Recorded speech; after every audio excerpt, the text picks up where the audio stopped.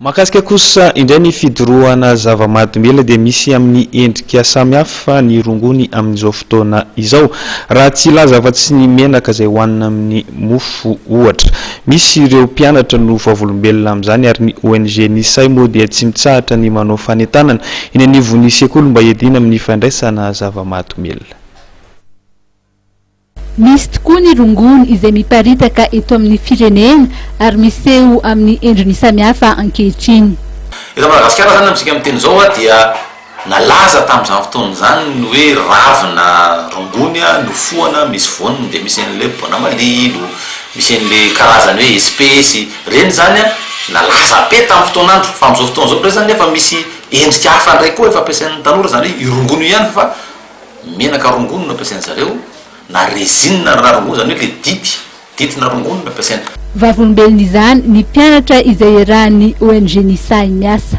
Fa nahita nataony zareo tao anaty mofo le izy tena tanandrano didino mofo tena tsofony tao tena. Inona na tsofony tao? Le menaka iny? Menaka rongony. Dia hoan'ny miaraka mofo le izy? Nafatarako anazy olona mipetsaka teny dia za le mena mikitsana. Dia alohan'ny kitsana zareo tena. Alohan'ny kitsana izy dia ararany anaty mofo le menaka rongony. Hetsika samihafa moa no entin'ny ONG Nisay anentanana ny tanora mba tsy handray zava-mahadomelona. Anisan'izany ny fifananana danse 261. Misy ny fiofanana sy fanentanana omena ireo mpianatra ary izy ireo indray no mampita ny hafatra amin'ny alalan'ny dia na sketch.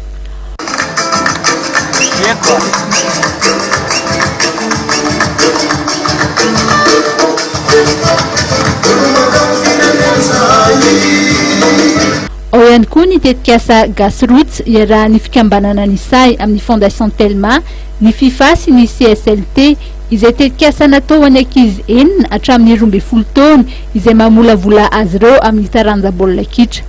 Ankoatra ny fampianarana baolina izay dia mahazo ihany koa fiofanana eo amin'ny fitsipitondran-teny ireto kolonga ireto toy ny mikasika ny fanajana teny, fanajana ny hafa ary ny fanajana ny rafitra.